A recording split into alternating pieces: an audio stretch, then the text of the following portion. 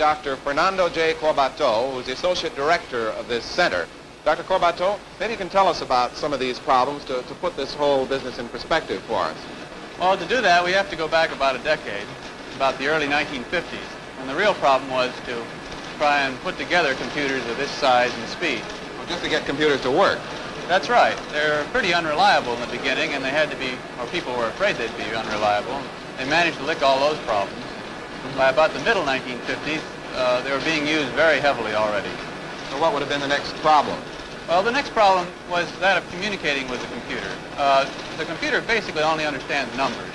I mean, you put numbers into it, and these represent something. Well, the next major improvement was in the language that one talked to the computer with.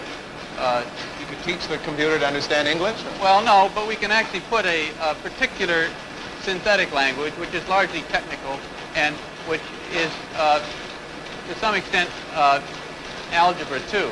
And this jargon, which is understandable to a person, is much easier to work with than numbers. Oh, I see. So once you're able to talk to the computer, then what next? Well, the next major problem is that of the ability to interact with the computer. The man-machine interaction is very poor. Now, this largely stems from a problem of the fact that we must put only one problem in the computer at a time, fundamentally. Now, in the process of trying to put one problem in the computer at a time, in the early days, we wasted a lot of time putting in each problem and taking him out and then bringing in the next man. And these computers cost a lot of money. Yes, indeed they do. They're between $300 and $600 an hour. So you don't want to waste time. No, we don't want to waste time. So we, as most other centers, have resorted to a procedure of batch processing. What is that? Well, we combine a great many people who want to submit a job to the computer on a single input magnetic tape. Now, these magnetic tapes are made using computers such as this one here, and they're pre-recorded, and they're taken to the main computer and used as an input tape to the main computer. Oh, I see. So you solve everybody's problem in turn. Well, in a batch. A group of people are like catching a bus. And the computer calculates this batch through and produces an output tape, and then the output tape is brought over to the computer, and the results are printed out. Well, as you might imagine, this takes a few hours to get anything through the computer at all. So that raises more problems. That raises a lot of problems, and people are very frustrated with this type of interaction. So what do you plan to do? Well, what we are trying to develop is a new scheme of using the computer, which we call time sharing, which consists of attaching a large number of consoles to the central computer. It's a little noisy out here. I think it would be a lot easier if I could explain to you in my office how to use one of these where I have one remotely attached. Right. The idea, I gather, then, is to allow a whole lot of different people to use the computer all at the same time. That's right. And this is one of the consoles they might be using in the future. It looks very much like just a regular typewriter, electric typewriter. Well, that's right. That's what it really is. It's a small amount of electronics in the bottom, and it's attached to the computer. That's the real distinction. So you might have one here in this office, and I might have one, say, in my office, and there might be one in some university, something like that? That's our hope. We think that can be done. How many might you have altogether? Well, at the moment, we're just working with, at the very moment, 5. In a few weeks, we should be up to about 20. And ultimately, we hope to see hundreds, but we'll probably have to have a better computer before that is. But I still don't understand now how all of these can be using the computer at the same time. Well, to really explain that, I have to backtrack a bit and talk about a little bit about how a computer really works. Okay? Sure. So, let me show you. Here at the blackboard. First of all, let me explain just for a moment what a program is, and how a computer really works. The computer's organized around a large set of pigeonholes, which is really called the memory usually. In each memory, the memory consists of these various cells, or pigeonholes, which I can put a number into.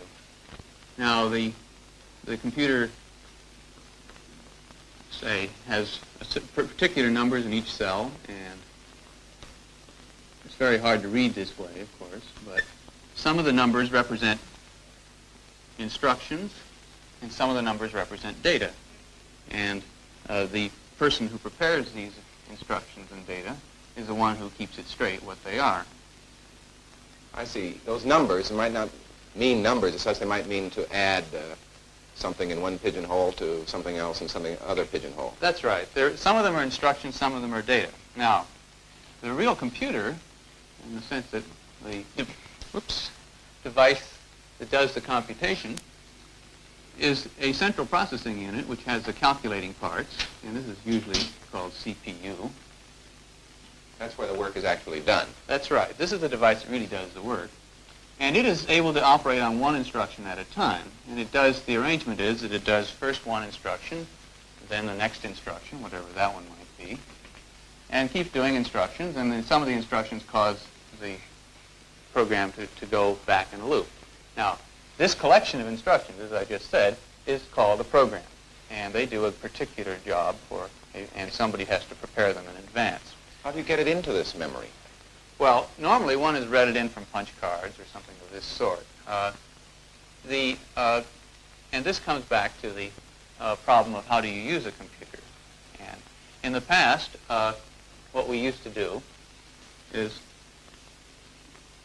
we have a computer, a 7090 for example, and we used to read them in by cards, but then we got a little more worried about efficiency, and so we now read them in from magnetic tape, which has been pre-recorded.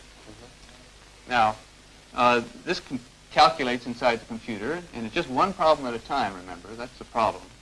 And after several minutes, the output results are accumulated on magnetic tape, and they're taken over to another computer and printed later.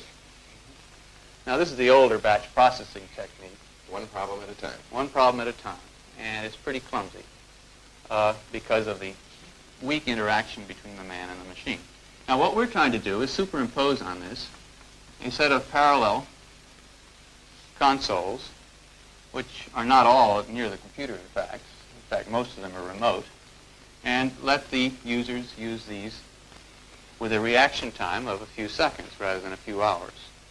It takes a few hours to get through this path because of the batching and queuing, and it takes, we're hoping, and we're actually able to do it at the moment, a few seconds. We'd like to get it down to a fraction of a second eventually.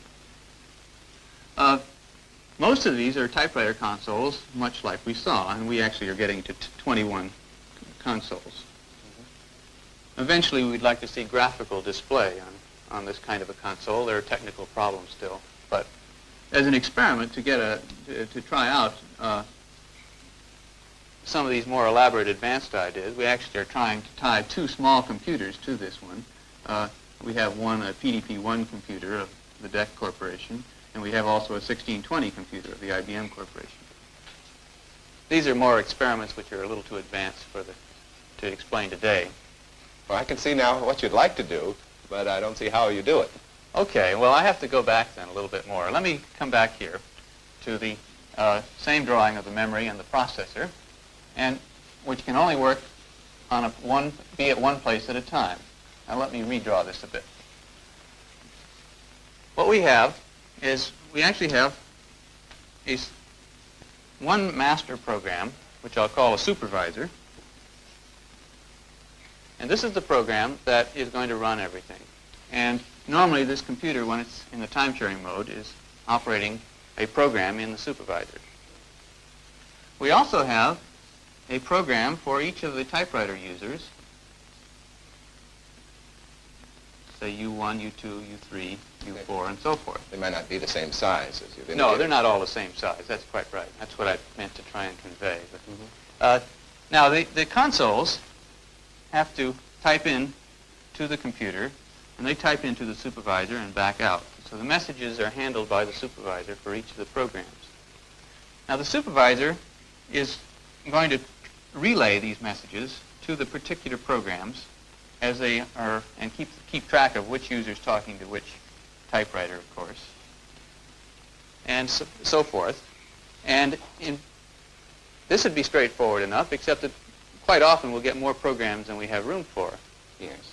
So we have a problem, and what we have here is another device called a magnetic disk memory, which I can illustrate this way, of course, just schematically. It's a big whirling disk on which you can put that's what I meant to a whole lot of tape. Right.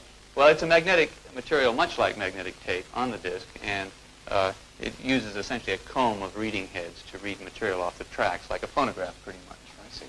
It has a very large capacity. Here we're talking about 9 million words of computer memory. A word is basically the information of 6 letters or 10 numbers. Mm-hmm. This is the kind of thing we're talking about. The basic memory of the computer is 65,000 words. So this gives some idea of the scale that we're talking about. And in particular, the supervisor can cause programs to read back and forth from the disk memory. So this is the magnetic disk memory. And we are keeping all the old programs of the different users on the magnetic disk, as well as, the chuck, a little soft.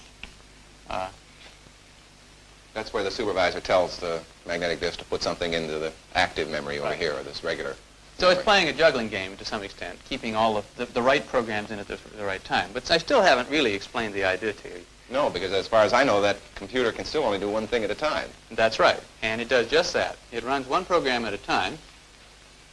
And in particular, it proceeds to start one program, operate it for a short burst, just a burst of time. By a burst, I mean maybe, at the moment, we're dealing in about 2 seconds. Oh, that may not be enough to do the whole program. No, it may not. And the way now, if it isn't enough, there's a special device we have, which is essentially an alarm clock. I use the term alarm clock. It isn't like the conventional one. What it does is, as soon as the program is run for a certain period of time, the computer is brought back to the supervisor automatically without the user's program saying anything. And the supervisor now can reassign the computer back to another user. Now, this simple round robin is the basic principle of the computer and time sharing. This computer is fast enough to get through all the different users and still maintain a reasonably continuous service at the different consoles.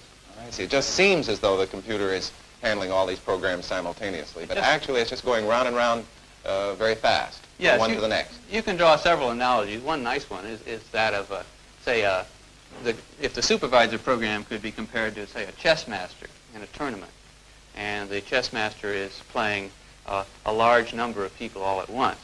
Now, the chess master is usually very fast and clever, and he can essentially analyze the situation rapidly and make his move, and his opponents normally require considerable time to think it over and figure Yes. out the implications. And this is the way it is here. The opponents are essentially the people at the consoles who need quite a bit of time to ponder over what the computer has just done for them, or to not be under any pressure, and the computer can be racing back and forth, servicing each one as he needs attention. Does it give each one of them exactly 2 seconds? I mean, I was just thinking if somebody isn't busy, somebody may have gone out to lunch, what happens to that man's console? Well, there are 2 things there. Well, first, we don't bother to serve anyone who doesn't ask for anything. We But skip right over him. Right, skip right over him. But there's an addition. We have refined it already a little bit. The simple scheme will work, but we can actually refine it a little bit. And what we do is we say the man who hasn't had any computation done for him at all gets the first priority. And so he gets served right away in a short burst of, say, 2 seconds. But if he isn't satisfied with that and he needs more, then we put him in a second priority and we give him lower priority, but when he does run, he gets a longer burst. Oh, I see. So this sort of smooths things out and gives the people that need the smallest amount but high priority attention first crack at the computer. Incidentally, does this save time by not having to re-enter a whole program every time? Let's say you were really going to be using the same set of instructions for a number of problems. Under the batch system, you'd have to put that set of instructions in every time, wouldn't you? That's right. Every time it came your turn for your problem. That's right. And this is, of course, would be a very difficult task if we had to do it through the console. So what we really are doing is we're keeping all those old programs. One of the things that are in the disk memory is old programs of each user. And they're all filed so they don't get mixed up. That's right. And not getting them mixed up is really the crux of the problem. The disk memories have been available now for about a year or so, but not many people know how to use them because you have to get awfully organized. And the real difficulty is keeping each person separated from the other. And we have had to solve this. In order to solve it, we have one section of the supervisor which has nothing but that responsibility, and it's a major job. Just to keep things from getting mixed up. Yes. Well, could we, say, take an example and actually try this out. Why don't we call ourselves user number 1 and actually go through a process here? Okay, well, I can illustrate this best by going, the person would actually type something into the console to the supervisor. The supervisor would then take action on the basis of that. Now, the way the person really initiates anything in this system is he types commands to the supervisor. Mm-hmm. They're about in the order of a few dozen commands.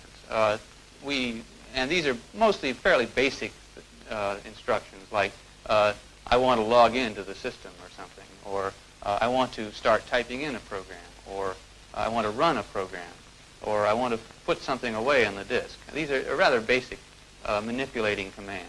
So in general, the commands are typed to the supervisor, and they cause something to happen from the programs that are on the disk. Now, let me explain just a moment what really happens. What really happens is when a man types a command into the supervisor goes and gets a program out of the disk, which it starts running as, say, U1's program.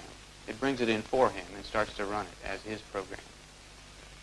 And of course, that's at that point, he's got a program working for him. It may do something standardized in a standard way for him and then drop out of the picture. Another command, in a particular, one of them is he may want to start an old program, so it'd bring in an old program for him.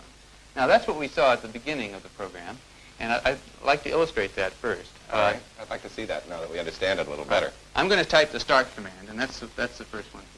And that will bring our old program, which is already on file, into a position where we can actually use it. That's right. Now, as soon as I type start, I've actually started my program. So in order to see this clearly, I think we'll have to bring the camera in pretty close. We can do that, all right. Get a good look at what's being typed out. I'm moderately familiar with this keyboard. Of course, one gets more and more facile as you get used to it. And this is one of the problems. We have to study the human engineering, too, of people learning to use equipment. Too often the equipment in the past has sort of been designed for other machines, really not for people. But I start out by pushing one button, and then I think I'm off to the races. Let's see how this goes. Wow. Now,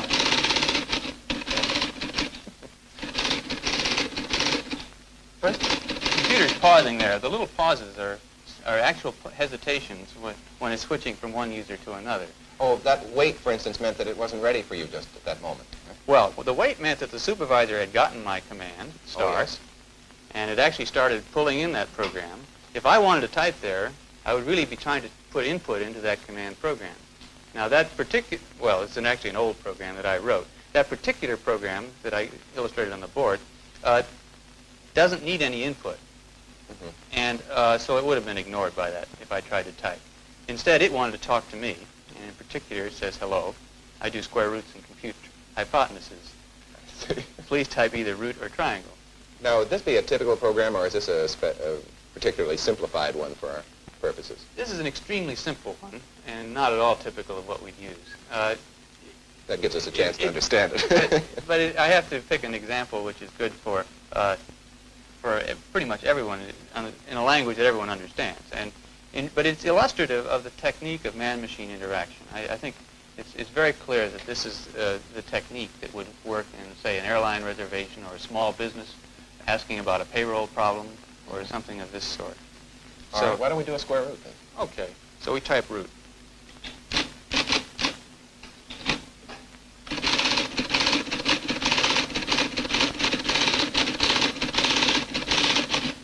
What's it asking?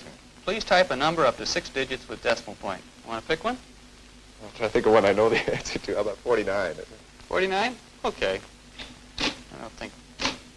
Computer, of course, doesn't have to have the simple ones. I'd have no way of checking it. They're more complicated than that. Now, one thing that's important here is that we could spend considerable time arguing about what the right number to have picked was. Mm-hmm. And it really wouldn't have mattered because the computer's working for other people. And we're not losing any of this rather valuable computer time. Mm-hmm. Well, I guess the computer's right. It said 7. Now what does it say? Do you wish to continue? Sure. Oh, let's type that.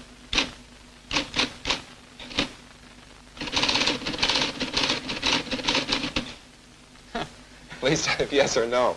Well, I think the point here is that we didn't really have to know exactly what to type. See, the program was prepared to check and see if we made what it expected us to assume was the right answer, yes or no.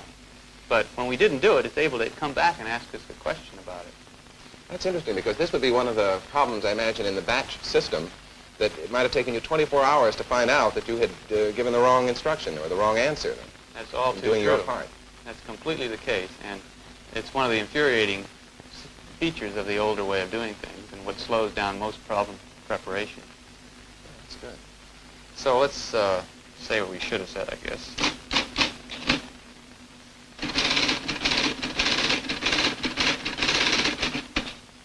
It says, please type either root or triangle, so we're back there again. All right, well, why don't we do a triangle this time? Okay.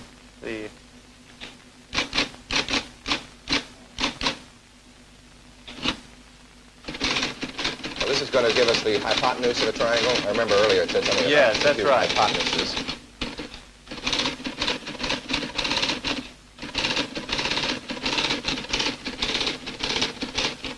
It says, give me two sides, and I'll give you the hypotenuse. Type up to 6 digits with decimal point. The first side is...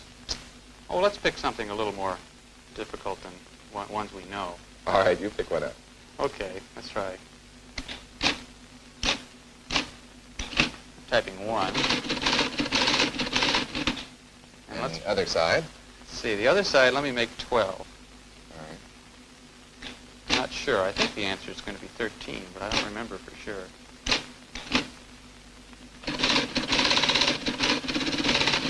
No, it's not 13.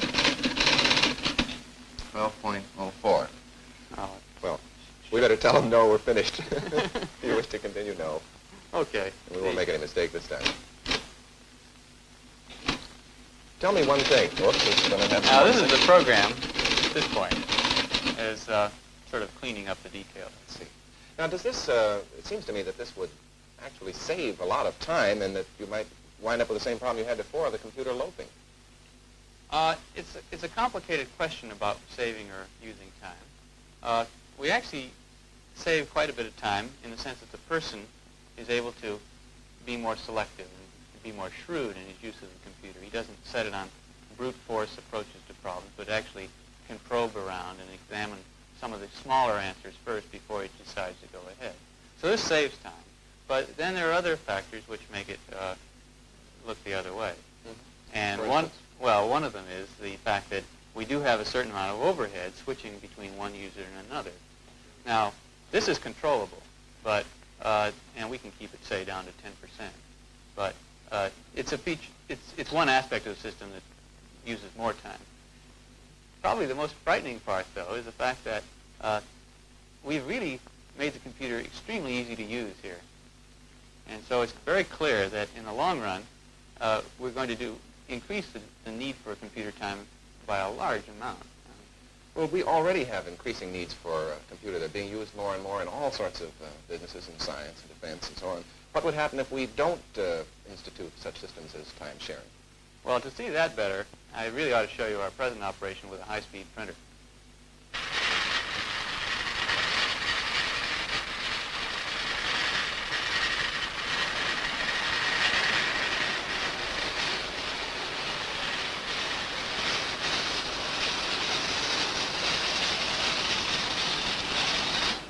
That is really printing out a lot of material, isn't it? What is all that? So? This is output from the computer, from the people using it in the conventional way. Notice the tremendous amount of material that has to come out. That might all be one problem, one person's problem? Yes, it's just one person. The reason he has to ask for so much is that he really couldn't anticipate having what he needed to know, so he asked for more than enough. So what's likely to happen in the future? Well, just imagine having 10 times as much computer here. We'd have 10 times as much paper. This would leave us with freight cars of paper coming up to the computation center. Well, by time sharing, for instance, in the demonstration that we did, how much time did we use up on the computer? Well, the output here, when we logged out, said it only used 18 seconds. Well, thank you very much, Dr. Corbató. So next week, we're going to visit the bathyscaphe Trieste, which is in Boston, to help locate the ill-fated submarine Thresher. We're going to meet some of the naval officers who operate the Trieste and learn about some of the scientific experiments that they've conducted in the ocean at depths as much as 7 miles. This is John Fitch, your MIT science reporter. I hope that you'll be with us then.